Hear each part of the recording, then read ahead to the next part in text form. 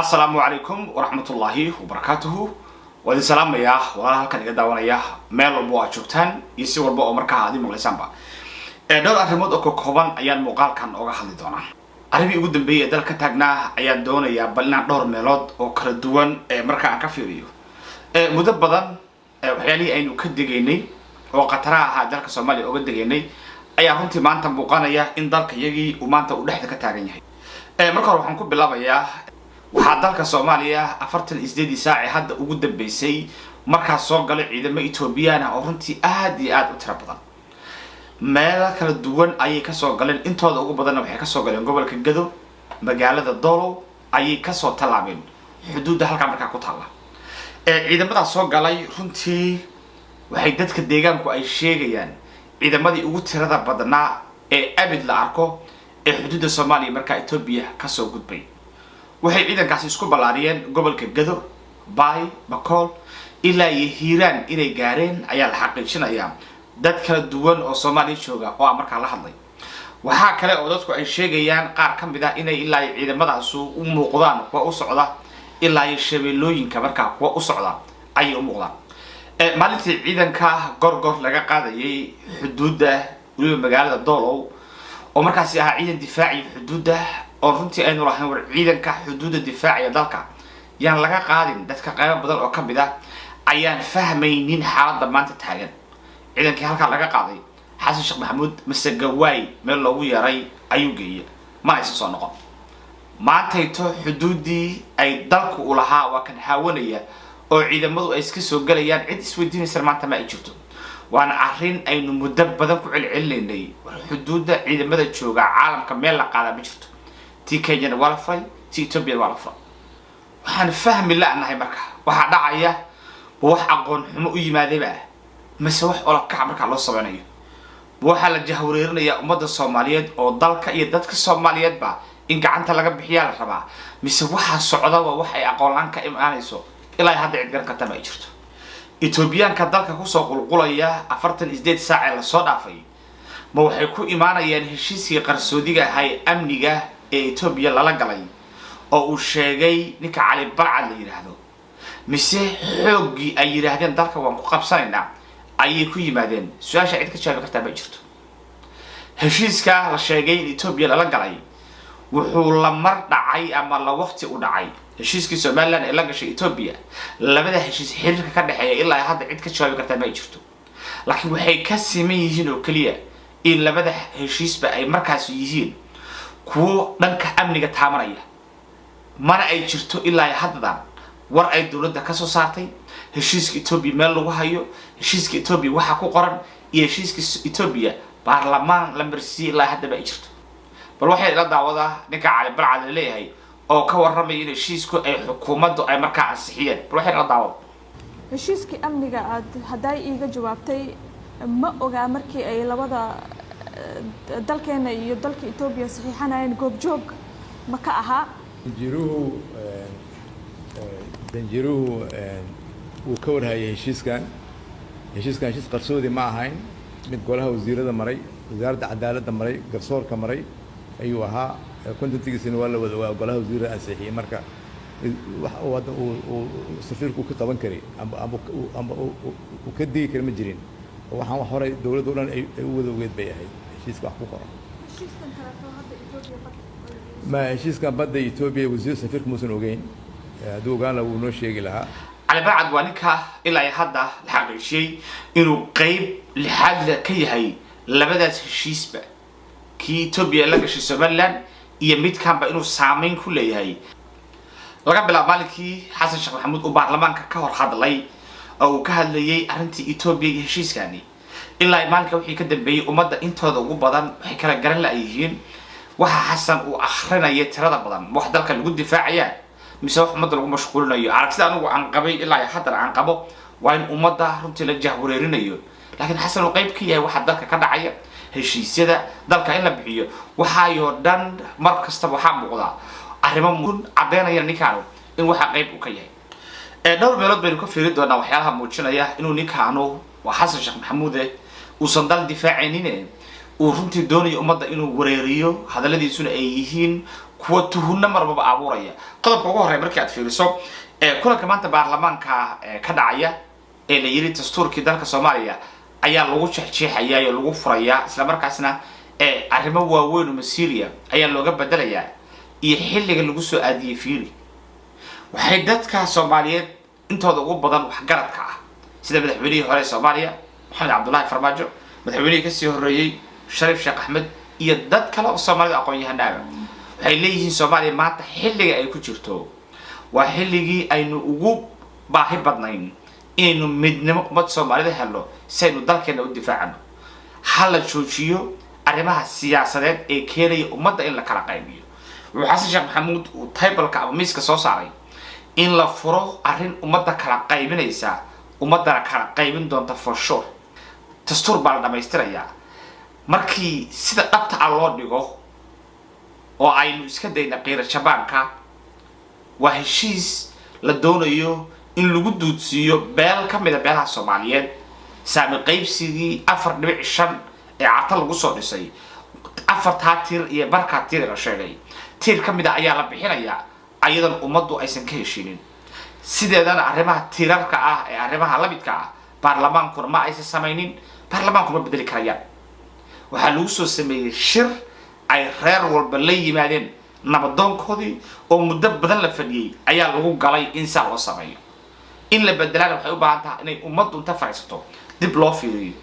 xasan waxa laga kari laayahay ha kala qaybinin ummadda Soomaaliyeed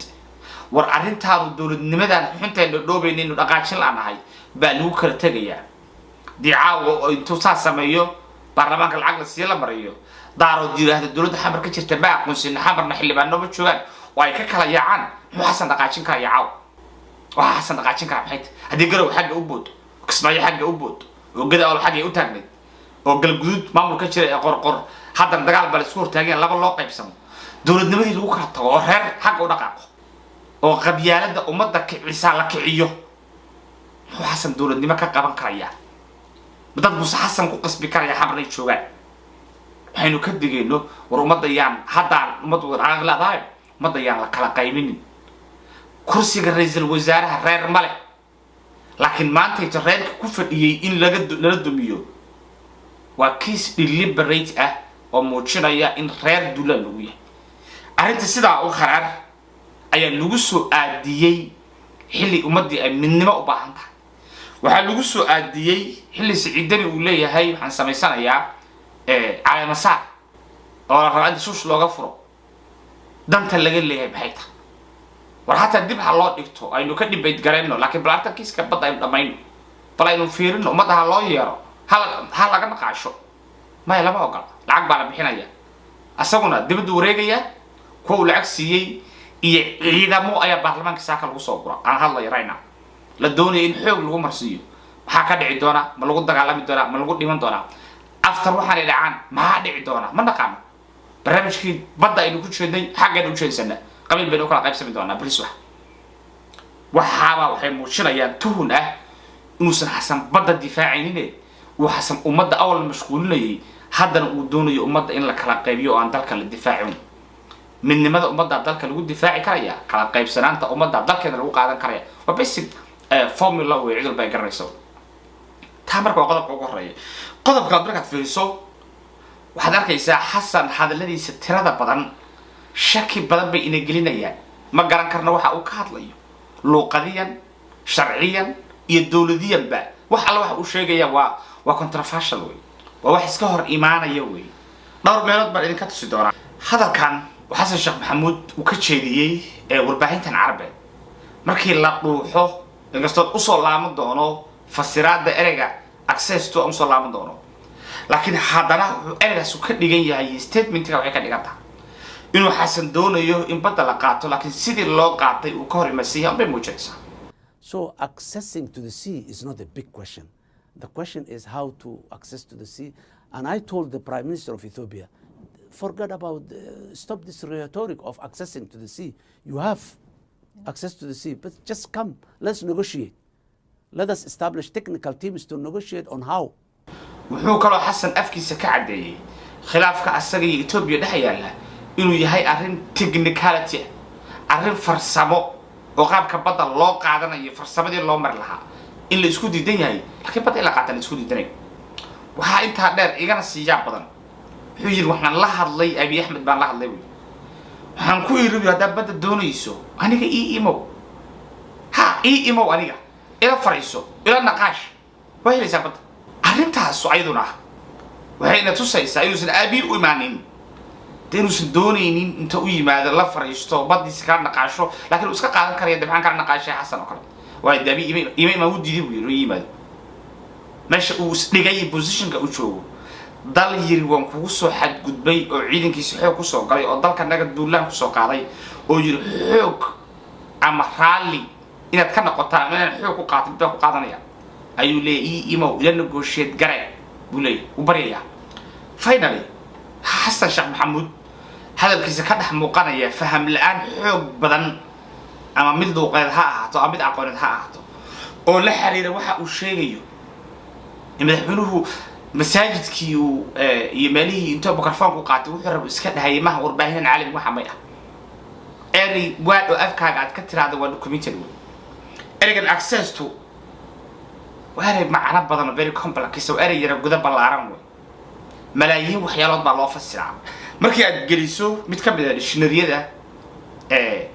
ugu culus fasira erayada macnahooda la qaray sida Oxford oo kale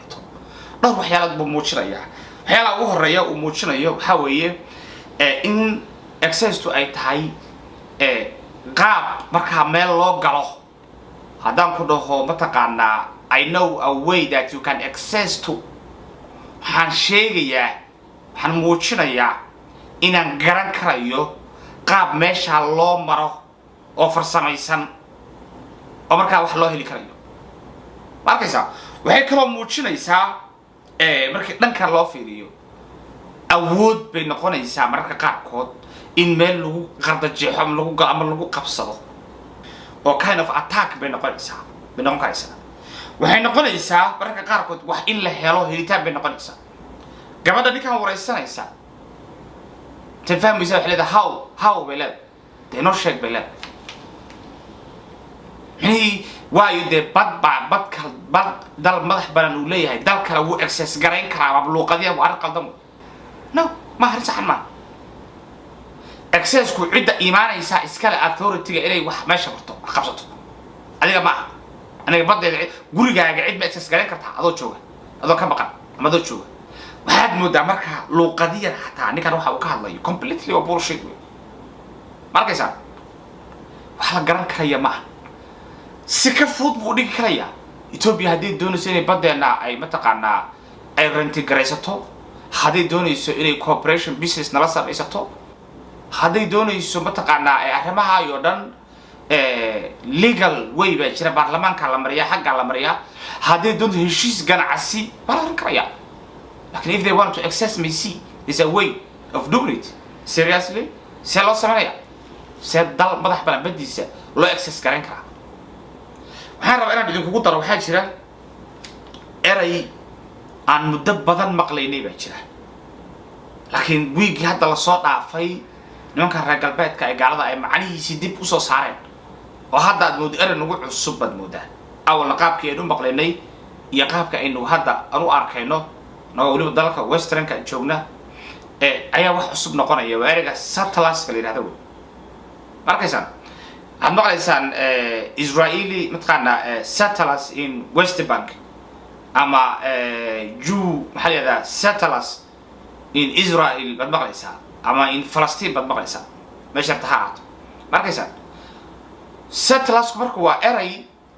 loo isticmaalo dad qabsaday dhul empty ahaan cidna jooginin